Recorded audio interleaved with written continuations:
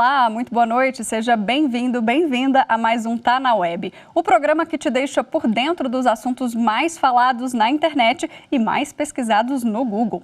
E no trend de hoje, gente, temos a palavra Bard. Mas Mari, o que é isso? Deixa eu explicar para vocês. O Bard é o novo chatbot com inteligência artificial do Google, que promete ser concorrente do ChatGPT, que está bombando aí na internet desde o último mês. Esse robô consegue formular frases, textos, dar respostas elaboradas e também responder alguns comandos específicos. Mas a gente vai traduzir ainda melhor, te mostrando na prática como que é essa conversa com esse ChatGPT, né? Por que o Bard ainda está em fase experimental? Então hoje a gente vai mostrar como é que funciona o ChatGPT. Já está funcionando desde novembro do ano passado. Então é o seguinte, pode rodar aí. A gente escreveu, vai ficar aqui na tela cheia para vocês, a gente escreveu o seguinte comando aqui embaixo. Tem um programa ao vivo chamado Tá na Web, que fala sobre os assuntos que são tendência na web.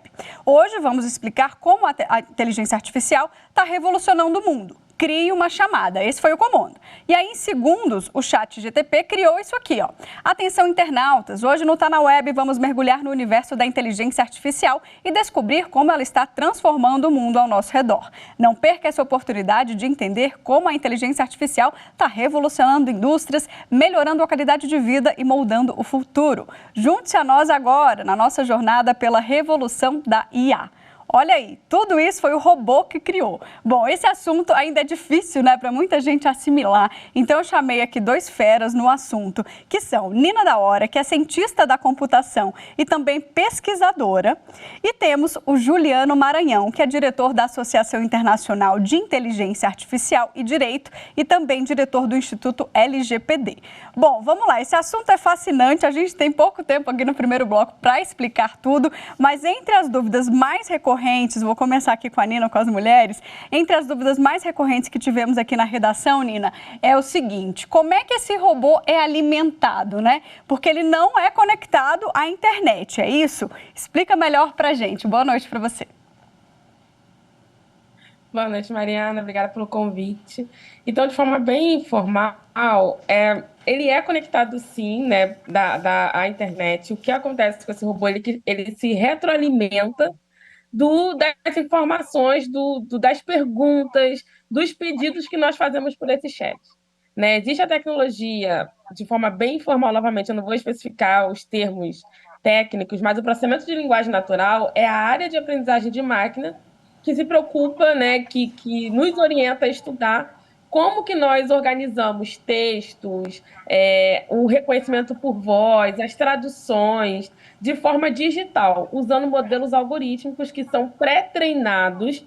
Né? Nesse pré-treinamento, eles vão entender como formar uma frase, quais os possíveis significados de uma palavra em diferentes idiomas. E no caso desse chat GPT, ele já vem com tudo isso, né, com esse pré-treinamento, mas o que ele começa a absorver do que nós colocamos no chat. Então, tem uma retroalimentação para ele fazer as associações necessárias internamente para devolver os resultados, seja links, sejam as respostas explicando algum conceito que é perguntado, seja alguma resposta, sei lá, de significado de uma palavra. Então, de forma bem informal, é assim que funciona essa tecnologia. Entendi. Eu estava lendo um pouquinho até para conseguir entender, Nini, o que eu quis dizer aqui no começo, que eu não sei se eu consegui me expressar bem, é que assim, não é um Google, que a gente vai pesquisar uma coisa que aconteceu de último momento e ele vai ter uma resposta ali para gente. Não é isso, né? Isso, exatamente. Ele não é isso, ele não é um buscador. Ele não é algo que fique dependendo em tempo real da internet. Realmente. Entendi. Bom, agora eu passo para o Juliano. Juliano, bem-vindo aqui também ao nosso programa. Vamos falar um pouquinho sobre os perigos, né? E muita gente está preocupada aí com essa repercussão do ChatGPT. Bom, discurso de ódio e fake news. Já temos como a gente balizar isso? Como é que isso vai ser feito? O chat reconhece, não reconhece? Existe algum risco? Boa noite, um prazer estar aqui com vocês. De fato, existe sempre uma preocupação com relação aos dados que alimentam a ferramenta, né, de inteligência artificial, mas o próprio GPT já traz alguns elementos em relação a essa preocupação, né, com relação ao discurso de ódio, com relação A desinformação é algo muito difícil de se controlar, né? Mas a própria ferramenta já coloca algumas restrições com relação a tipos de discurso ou elementos que possam indicar discurso de ódio. Entendi. Bom, nessa minha leitura rápida, pesquisa aqui antes da gente entrar ao vivo também, eu vi que o ChatGPT passou na prova do MBA, na OAB dos Estados Unidos, né, no exame de ordem, e também no exame de licenciamento médico dos Estados Unidos. Nina, muito curioso isso, né? Como é que ele tem essa capacidade inteira, essa inteligência? Muita gente falando sobre profissões já ameaçadas. Isso é real ou ainda não? Não é para a gente se desesperar. Olha, na minha perspectiva pessoal, eu acredito que ele trouxe resultados em tarefas que são mecânicas, né? Se você existe um formato de uma prova de MBA que você precisa aprender esse formato para entender como realizar a prova. E as outras tarefas que foram ditas também você tem uma mecânica que você segue, né? Desde que você entende o formato da prova, o formato dos exames e o passo a passo que você tem que seguir. Então, por esses motivos, eu não acredito. Eu consigo compreender o desespero e a ansiedade das pessoas em relação a essas tecnologias que estão surgindo e estão sendo aceleradas sem serem contextualizadas na nossa sociedade. Mas eu ainda sou bastante cética em relação a profissões que dependem de contextos e de raciocínios que só o ser humano vai conseguir fazer.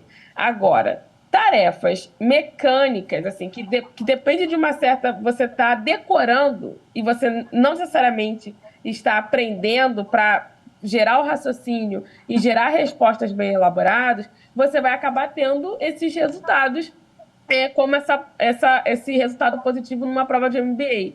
Mas se você for aprofundar um pouco mais no chat, se você pedir para ele escrever alguns artigos, se pedir para ele escrever algumas referências bibliográficas, você vai conseguir visualizar que ele inventa referências.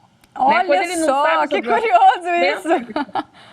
então, eu fiz esse teste, ele inventa referências. Um colega pesquisador, Pablo Nunes, daqui do Rio de Janeiro, do Panóptico, fez essa pesquisa, esse teste, e ele inventou referências bibliográficas. Então, assim, isso mostra as limitações técnicas, né, Entendi. da ferramenta. Muitos professores estão preocupados, inclusive, né, com essa nova geração que literalmente já pega tudo mais ou menos pronto no Google e ainda mais agora com o ChatGPT. Professor, eu também quero a sua opinião, Juliano, sobre essa questão e queria saber se já existe alguma regulamentação em vista, diretriz, alguma coisa que a gente possa, né, se balizar aí em breve, alguma regra ou não, se ainda nem existe isso.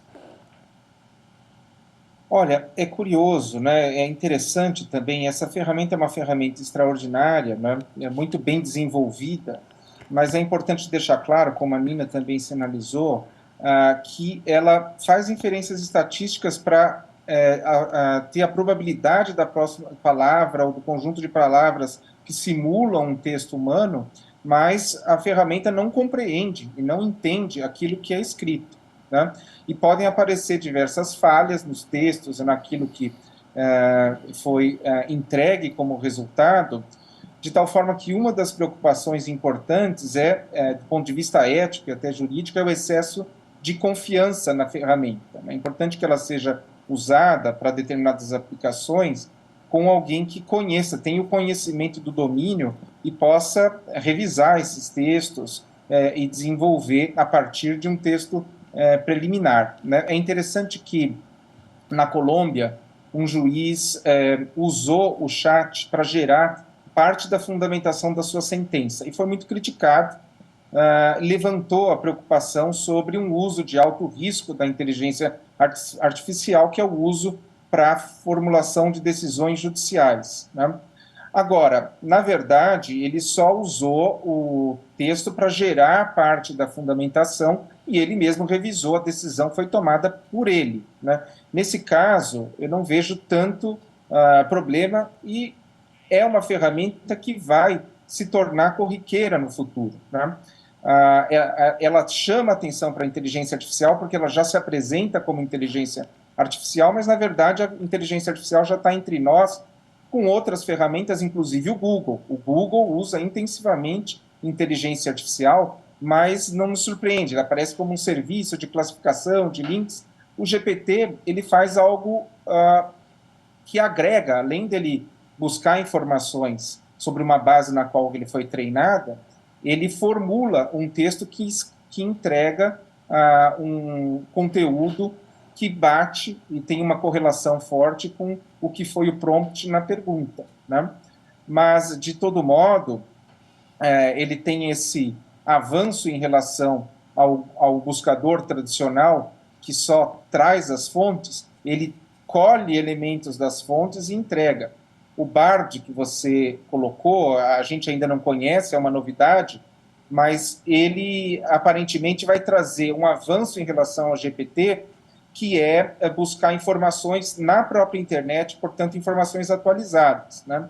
Se você, por exemplo, digitar quem é a rainha da Inglaterra no GPT, ele vai falar que é Elizabeth II, porque ele não está atualizado com as informações da internet.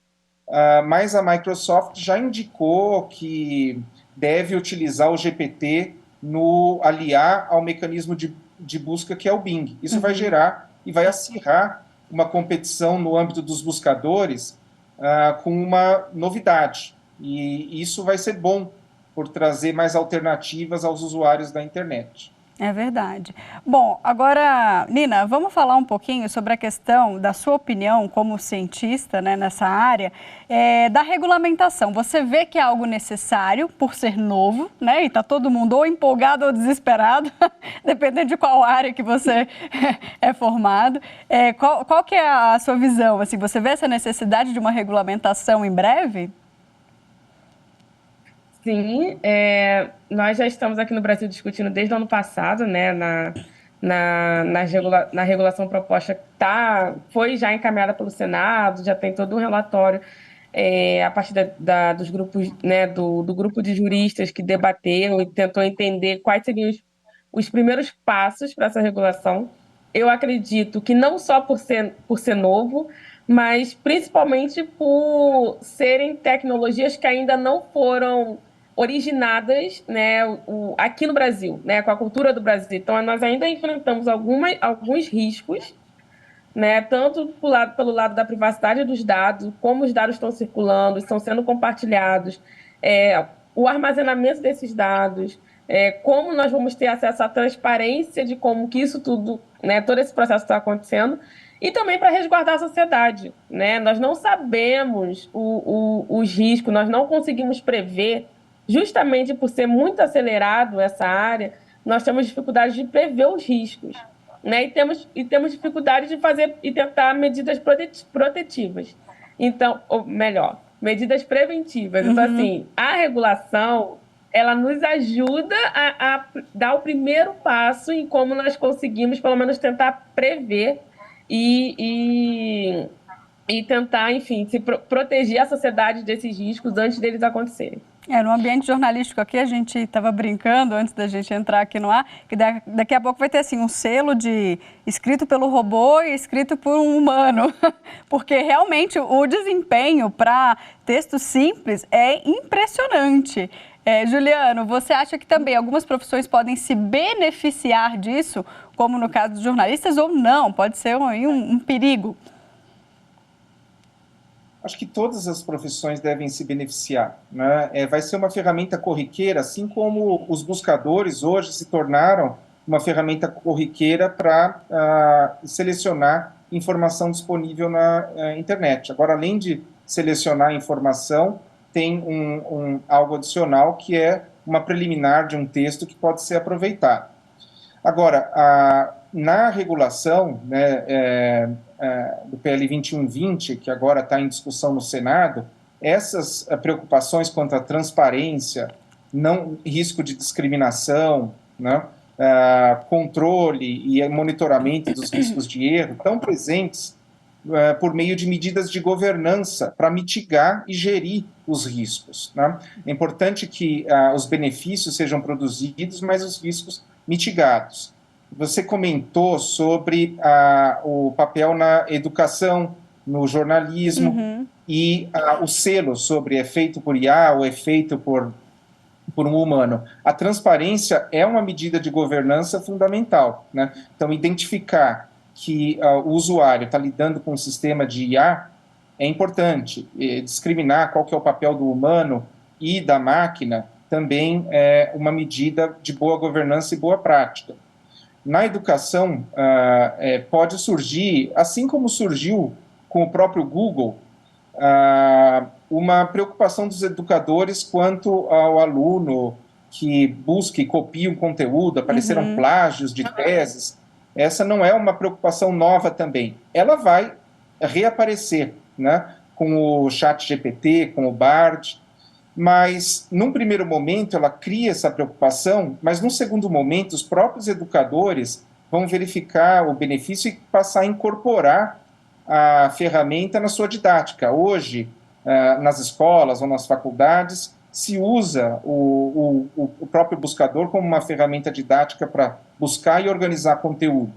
Eu acredito que, no futuro, vai ter menos a preocupação em plágio, em cópia de conteúdo e não transparência, se houver, claro, todas essas medidas de transparência e boa governança da ferramenta, mas os educadores vão passar a incorporar essa ferramenta no processo didático.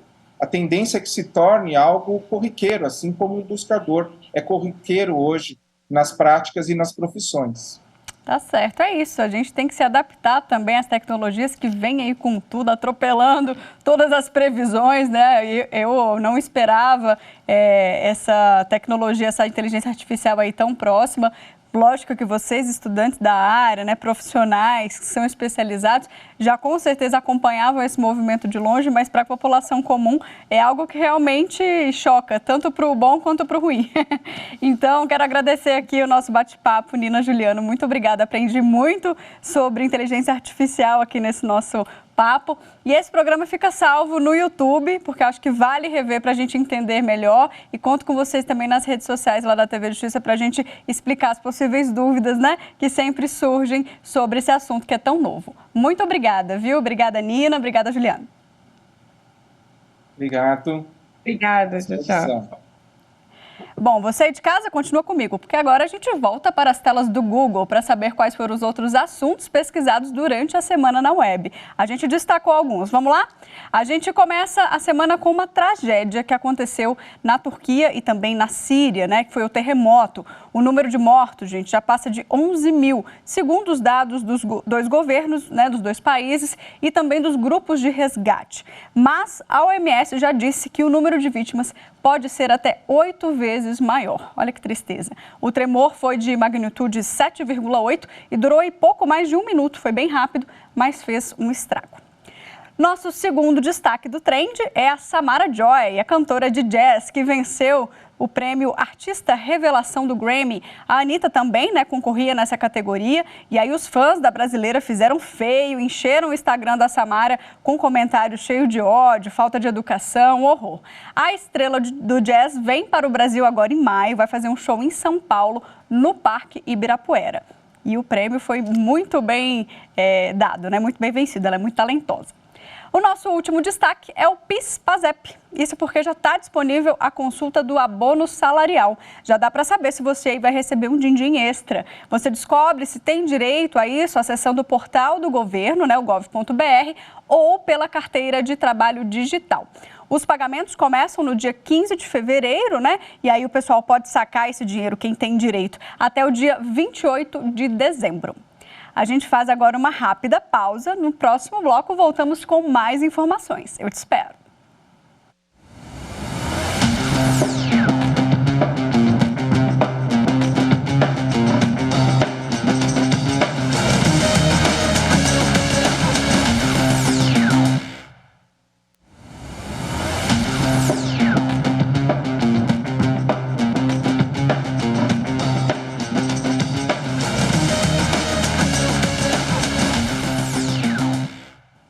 Já estamos de volta e agora nesse segundo bloco a gente aborda uma fake news que está rolando aí pela internet mais uma vez sobre as vacinas da Covid-19. Vamos ver.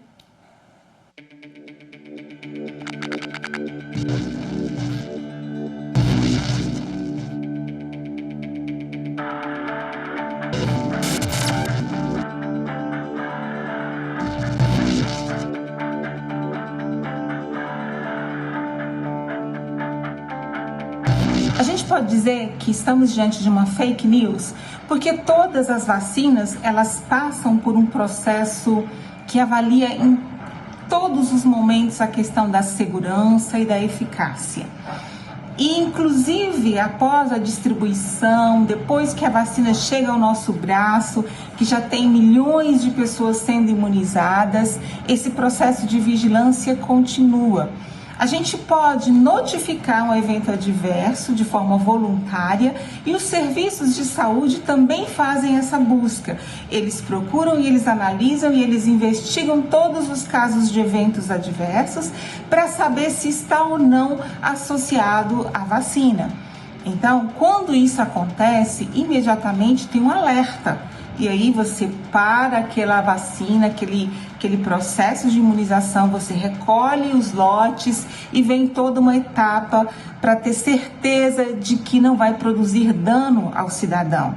Então, vacinar é seguro. E a vacina contra a Covid, elas são as responsáveis por nós termos atualmente retornado ao convívio social. Não tenha medo.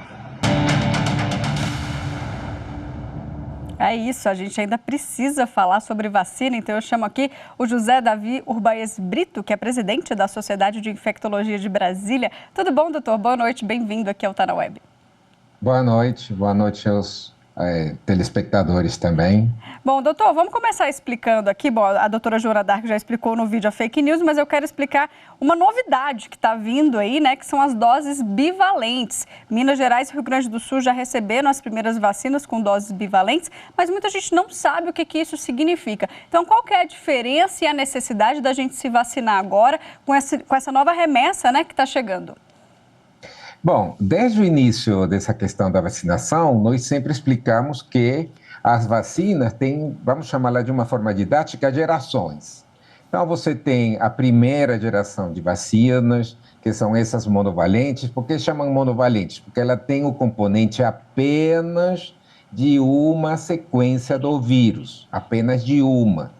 E isso faz com que, ao longo do período de evolução de qualquer infecção, a gente vai conhecendo melhor como é que vai evoluindo também a própria infecção em termos dos vírus que vão acometendo a pessoa. Então, nós sabemos hoje que temos variantes, isso é uma questão que já se tornou bastante generalizada no conhecimento da população. E quando agora nós falamos de bivalente, o que nós estamos querendo dizer? Que essa vacina vai ter dois componentes correspondentes a duas variantes diferentes. Não como a que nós temos até hoje, que apenas corresponde ao vírus inicial da pandemia, que foi aquele vírus que foi isolado a partir da infecção em Wuhan, na China. Seria uma vacina mais potente, então ela protege mais a gente? Então, a potência não é necessariamente medida assim, a potência se mede em relação à produção dos anticorpos e da imunidade, mas é uma vacina mais abrangente, porque aí você está envolvendo agora variantes que surgiram após a primeira evolução de vacinas e, portanto, você está informando o seu sistema imunológico com um repertório maior daqueles vírus com os quais o ser humano vai, de fato, interagir. Ou seja, o recado ainda é o mesmo, né? É vacina no braço para a gente se proteger. Vem carnaval aí, que já é mais um período de aglomeração, então tem que ter consciência, né, doutor? Sem dúvida. E como a Joana falou, vacina é talvez a ferramenta que a ciência, a medicina, a sociedade como um todo desenhou há mais de 200 anos atrás e que é responsável por nós dois estamos falando aqui. Ela é responsável pela humanidade ter superado uma quantidade de doenças infecciosas e é responsável pelo mundo como hoje temos com o convívio após a fase mais difícil da pandemia de Covid-19. É verdade, graças às vacinas. Doutor, muito obrigada pelos esclarecimentos aqui com a gente, pela parceria, mais uma vez participando aqui do Tá na Web. Boa noite para você. Boa noite, eu que agradeço. É isso, a gente fica por aqui então, não deixe de seguir a TV Justiça nas redes sociais, a gente está no Instagram, no Twitter, no YouTube e também no Spotify. Muito obrigada pela sua companhia e eu volto na próxima semana com mais um tema da Web. Até lá!